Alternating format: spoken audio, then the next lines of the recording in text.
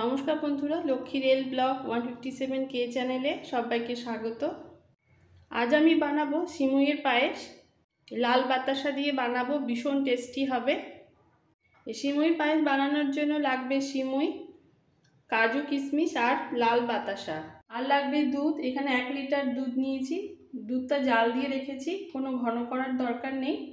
1 মুঠো সিমুইয়ের জন্য 1 লিটার দুধ লাগবে, এতে স্বাদটা দারুণ হবে।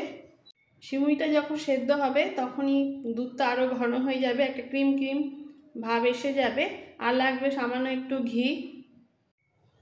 গ্যাস অন করে কড়াই বসিয়ে দিয়েছি, কড়াই গরম হয়ে গেছে। এবার দিয়ে দেবো ঘি। 1 চামচ ঘি দিচ্ছি।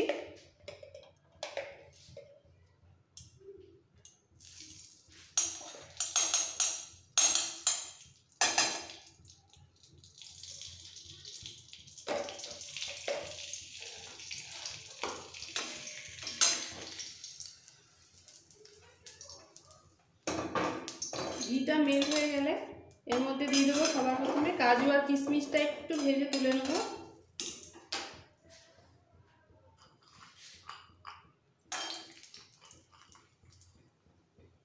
কাজু দিয়ে দিলাম, দিয়ে দিচ্ছি কিশমিশ।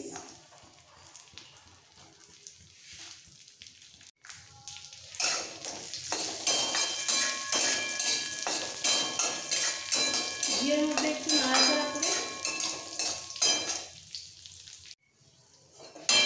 কিশমিশ আর কাজুটা ভাজা হয়ে গেছে, তুলে নিচ্ছি।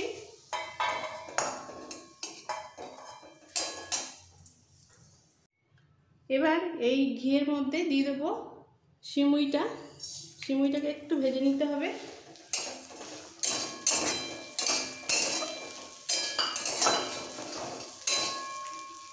আর ভাজতে ভাজতে এর মধ্যে 1 পিঞ্চ মতো নুন দেবো, মিষ্টির টেস্টটা ঠিকঠাক আসবে।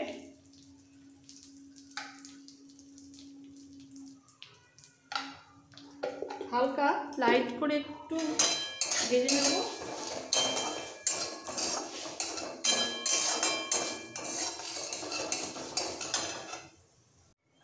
সিমুই হালকা লাল হয়ে ভাজা হয়ে গেছে। এবার দিয়ে দেবো দুধটা।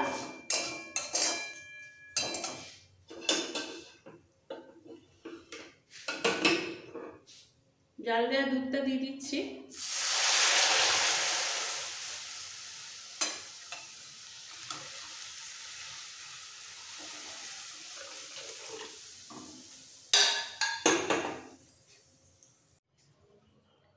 এবার গ্যাসের ফ্লেমটা মিডিয়ামে রেখে একটু জাল দিয়ে নিতে হবে। সিমুইটা সেদ্ধ হয়ে যাবে, দুধটাও ঘন হয়ে যাবে। এইভাবে ফুটতে ফুটতে দুধটা অনেকটাই ঘন হয়ে গেছে, সিমুইটা আর একটু সেদ্ধ হবে। পুরোপুরি সেদ্ধ হয়ে গেলে এর মধ্যে মিষ্টিটা দেব।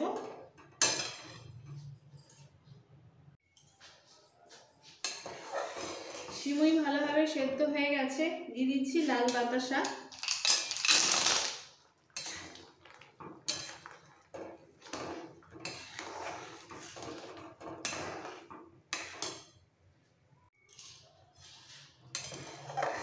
বাতাসা দিয়েও একটু নাড়াচাড়া দিয়ে নিতে হবে।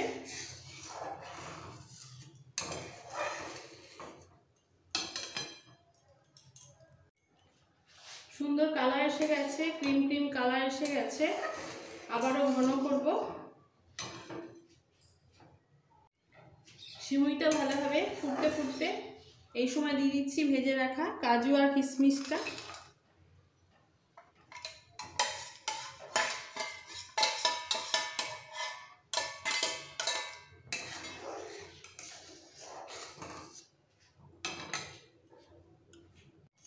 এইভাবে ফুটতে ফুটতে পায়েস একদম রেডি হয়ে গেছে। এরকম ঘন অবস্থায় নামাতে হবে। সিমুই পায়েস একদম রেডি। এই সময় মিষ্টিটা একটু দেখে নিতে হবে, অনেকটাই ঘন হয়ে গেছে। এই অবস্থায় আমি গ্যাসটা অফ করে দিয়ে ঠান্ডা করে ফেলবো, তাহলে সিমুইটা জমে যাবে। যে কোনো ছুটির দিনে সকালে জলখাবারে বা রাতে ডিনারের সাথে এইভাবে চটজলদি সিমুইর পায়েস বানিয়ে বাতাসা দিয়ে আপনারা সার্ভ করুন, দারুণ লাগবে। আমার এই রেসিপি ভালো লেগে থাকলে বন্ধুদের কাছে রিকোয়েস্ট রইল লাইক করার, নতুন বন্ধুদের কাছে রিকোয়েস্ট রইল সাবস্ক্রাইব করার জন্য। Thank you.